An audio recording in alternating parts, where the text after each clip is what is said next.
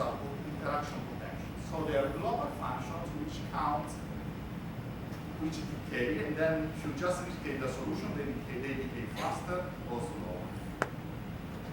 And the main problem, if you look at the existence, that the total variation, so the waves, different from the linear case, they interact, so they cross. And you have two possibilities. So when they cross, they have a very different speed, so they belong to different eigenvalues, in some sense.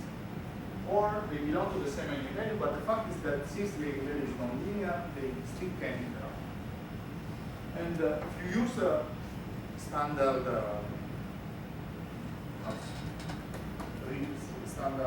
Taylor expansions, you get that the new waves that may come out here, so the new oscillations are, in this case, due to the product, and in this case, are of the order of the product times the difference in speed. If they have the same speed, they do not interact.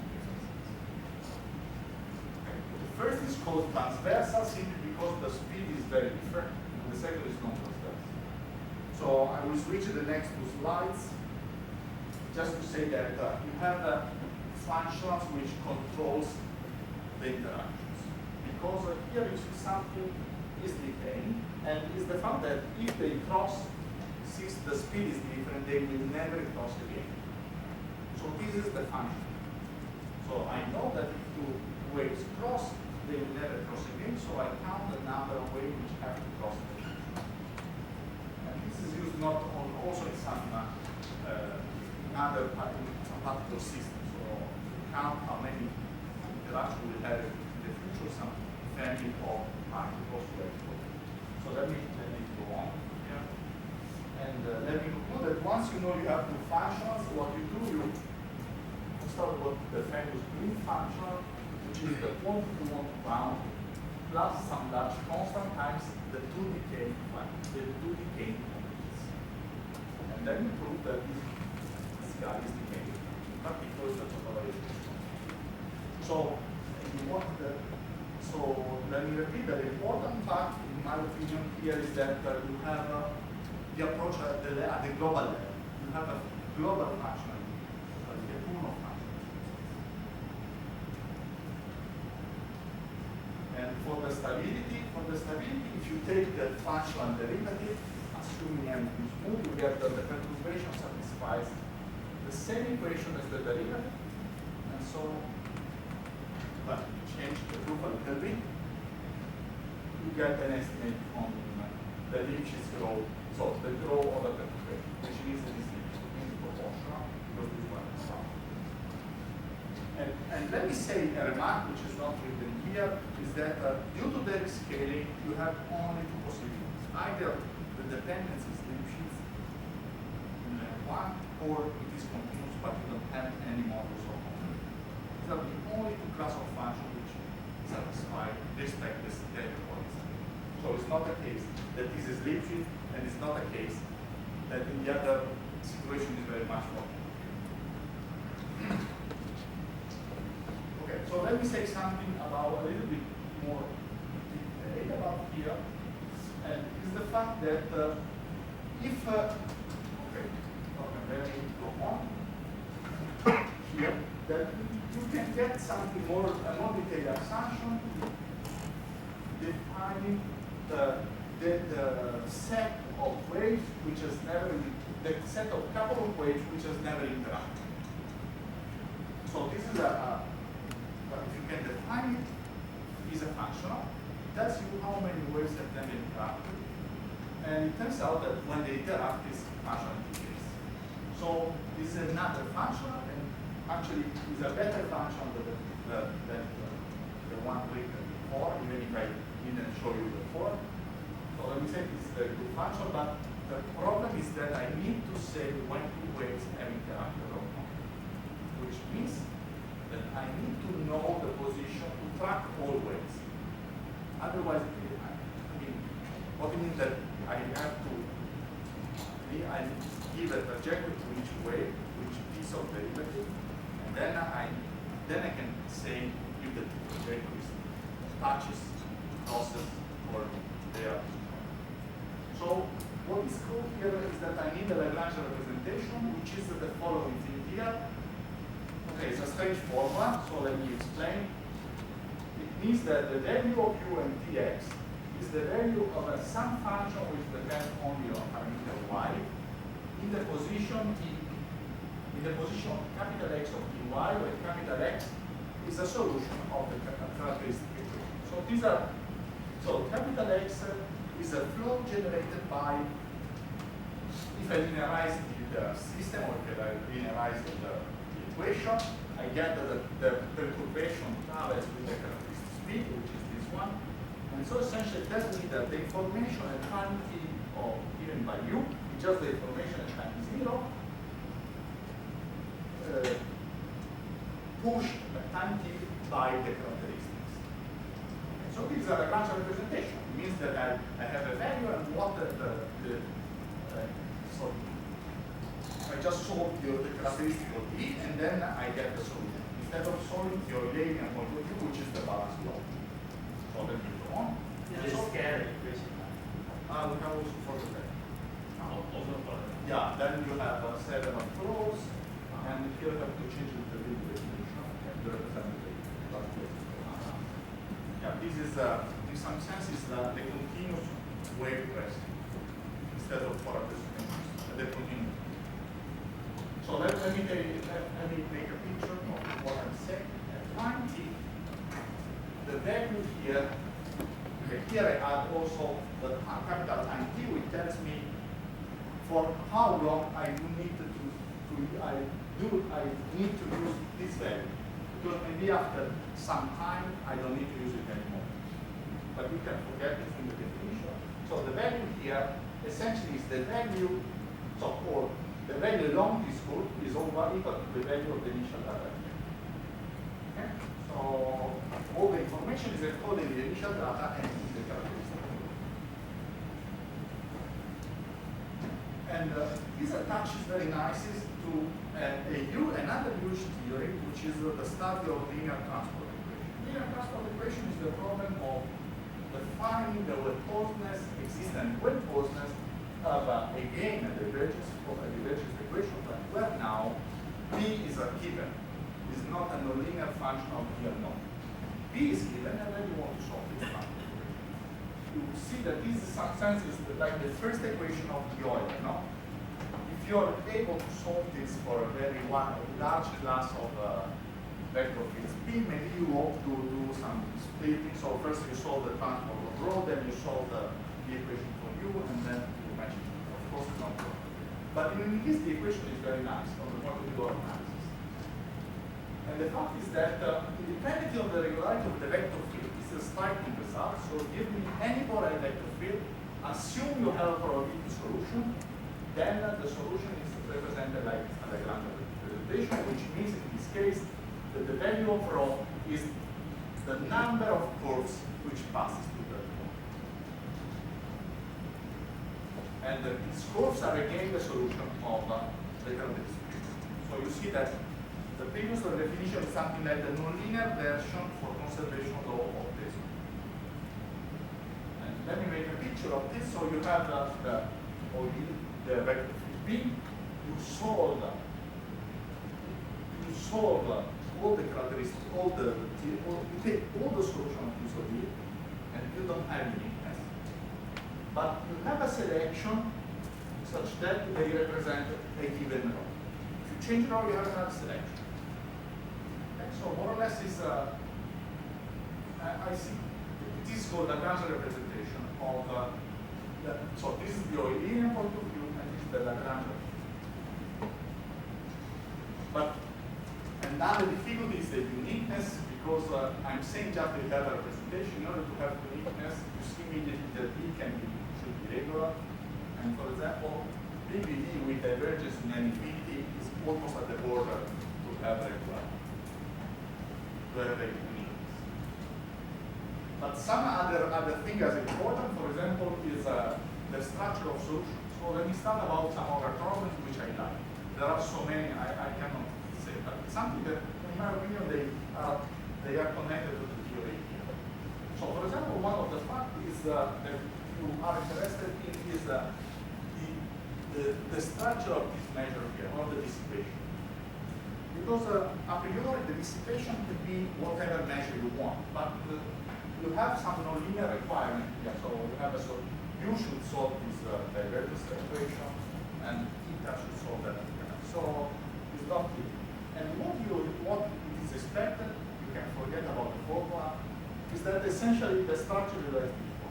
So the solution outside some Cantor-Riemann Lipschitz curves is as the derivative of the speed of the characteristic is continuous, and these curves are exactly the points where this speed jumps, and you have in some cases with a little bit of regularity the points where these mean are just countable, and all this measure mu is concentrated on these lines. And if you know a little bit of geometry measure theory, of basic theory of the function, you recognize that this is a very special function, but this is the picture you expect for an infinite solution. So the nonlinearity acts regularize a lot. Cancel, for example, cancel many bad parts, the counterpart they will be exact. And no continuous part. They cannot be sustained. But other things are the following, and in my opinion is really the fundamental one. So in the one-dimensional case, the problems are huge problems, which are there for decades. And for example, large data for physical systems. So large data, is there a way to control the interaction? And for some system with 10% class is okay, but in general it's not. Or even if you know by other methods that you have an existence, is there a way to use a simple or a family of entropy, not all the groups of one, to prove uniqueness? So how many entropies do you use? In general, we have only one. And for example, one of the criteria can be that you require the solution to dissipate as much as it can. And you know that for some special case, for Boolean, even if the proof is not so easy, you need just one. Here are the people that they work at the and all the citations are really just the beginning. You can start with these people, reading what they use, and then you will see many others. But these are the thing I know better. Okay, so now let's jump to the multi-dimension, and I will it is much shorter than the previous two. So, there is a special system which is where the theory is complete. And it is the special system where the nonlinearity is form. So it is a function, the nonlinearity just concerns the modulus of u. Because in that case you can decompose in the case, well, assuming some regularity, like a scalar function for the modulus of u, and a linear transport for u. So the linear transport theory applies, the one that we saw before. And in fact, many questions for linear transport arrive exactly to get the result of this system. And so this is the picture, so you can have a discontinuity for the red variable, which is the modulus of u, and the blue variable just travel and change speed because of that. It's not going to interact with itself. So the thing is okay, theta is constant along this trajectory. Well, but this is so let me say in the case where it is too big, you can apply the renormalization theory, which tells you, and this is another important fact, important general theory, that if you have a solution of this one, take any C1 bounded function, and then you theta of theta is again a solution of the same. You see, the difference is that if it is a distribution, in general, you cannot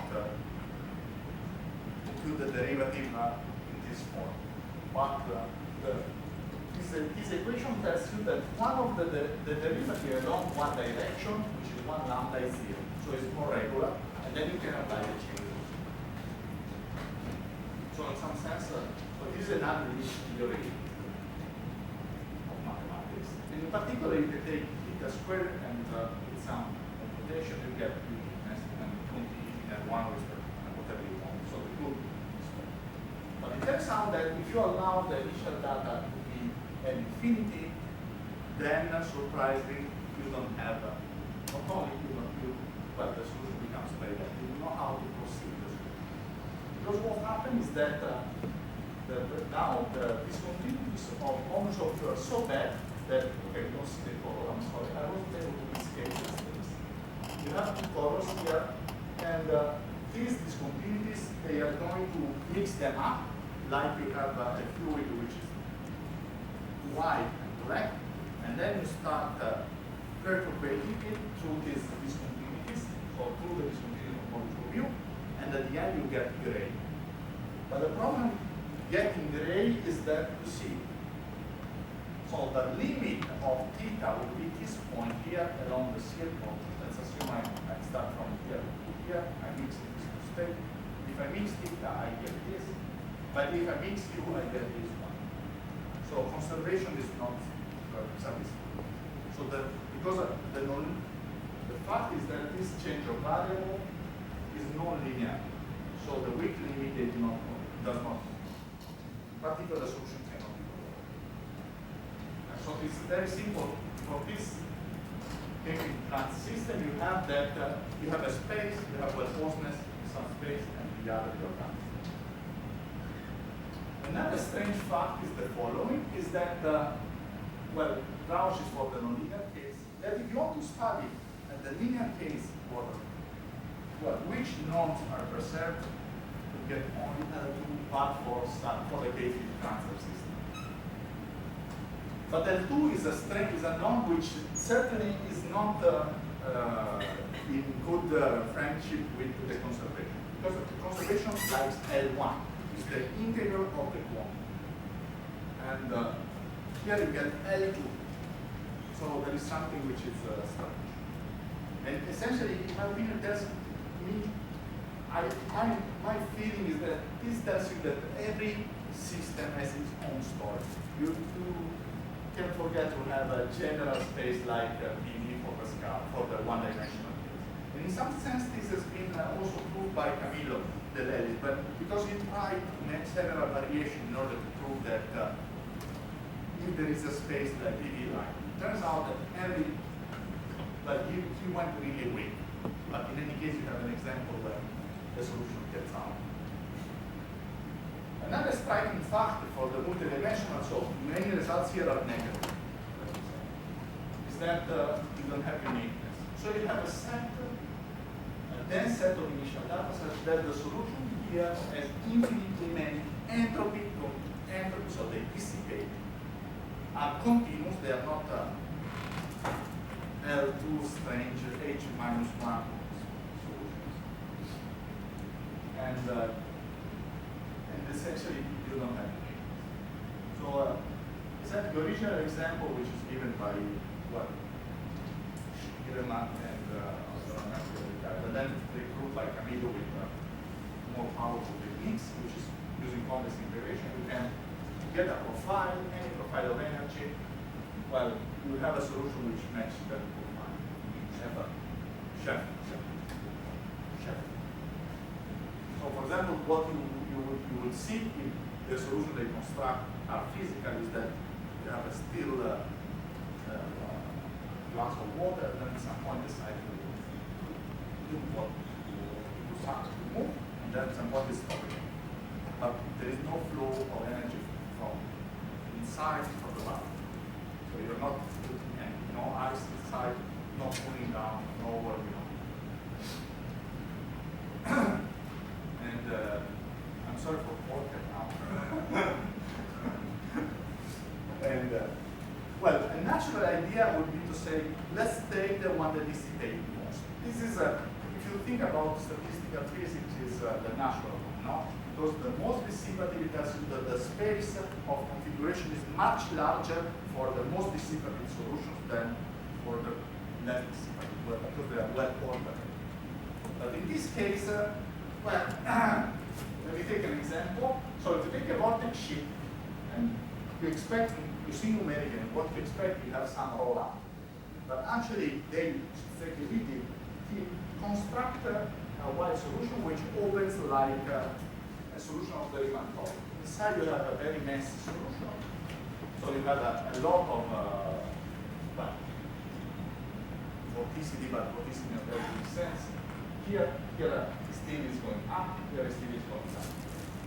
And now you compute the dissipation, it turns out that this one dissipates energy more than this one.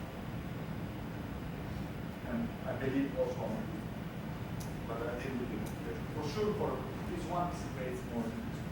So in some sense, if you say I want to have the most dissipative solution, we have to be conscious of the fact that it is the wide solution they construct, so the solution that you give a profile of the energy and then you use constant convex integration to find the solution is the most dissipative. And it turns out that, but I don't know what to say. It's very strange. Because this solution is not unique. So let me say now something very recent, which is of this year, which is an approach, at least to construct the solution using the maximal dissipation. So let's see this from the point of view of sticky particles, so I forget the pressure, because the sticky particle has, in my opinion, the key ideas inside. So you do as a, if you want to say that a flow dissipates most, is something like giving a gradient, because I'm arriving at this time with this configuration, I have to decide in which direction to evolve, and I want to evolve in the direction which, well, preserving my constraints, which are the conservations of momentum and density, dissipate energy as much as I can. Okay, so this is the idea. And so how to do that? Well, there is an approach given started by Westinger, and then I think if you look at Westinger and collaborator, and he said that is the following for sticky particle. First, you do like for the gradient flow, you do a time step construction. So the first thing is that you let the particles evolve as with free motion. They can cross, they can meet, but they don't feel each other. And this is the first evolution. So you get from a given distribution, you get another distribution. But now you want to enforce that the particle they cannot cross. And then you require that the map should be monotone. The map monotone means that when they not monotone, if a map like this one is not. So in order to be monotone, there should be some order, and this is the interpretation of the non-crossing of particles. When they meet, they join. But how to choose which is the best monotone map? So how to choose which is the best trajectory? So I keep the distribution, but I want to change this particle instead of going there and this particle going here. I'm saying they go to some other point, intermediate point, in order to preserve the distribution. But which one? I have said there are many, and now I want the one that spends the least work. So the minimal acceleration. You see, the minimal acceleration now, the minimizing is empty. I minimize the work I need to do to obtain a monotone line. And now the last part is that here I can have the particles with different speed arrive at the same point and just project the speed. Okay. So I minimize the energy. And the energy is the entropy for the state. So at the end, well, this is just this. For the Euler equation finished a few months ago. So let me do a conclusion. So first of all, I hope I convince you that depending on it's not like some, say, in my institute there are people that teaches they teach elliptic equation. And okay, elliptic equation, but you can see like the potential is a function, but at the end it's always the elliptic equation. You change this one. What is the dissipation, but you expect this is a chain of space, one inside the other, and all the. Well, here I hope to have shown you that if I change the a little bit the system, the class, the space, and the class of regularity changes a lot, and also the technique. So, for example, maybe I have to study the consideration of measures, or I need to use interaction of Bianchini functions, convex integration, transport equation, Lagrangian flow, and normalization. So it's very rich, and I didn't put here optimal transportation, which was the last 3 slides. So the field touches very different, huge chapter of mathematics, simply because it's not a single class of equations. Every equation is particular techniques. And that's why in some sense it's still under development, and many important people, they work on this field, even if they come from very different from geometric theory or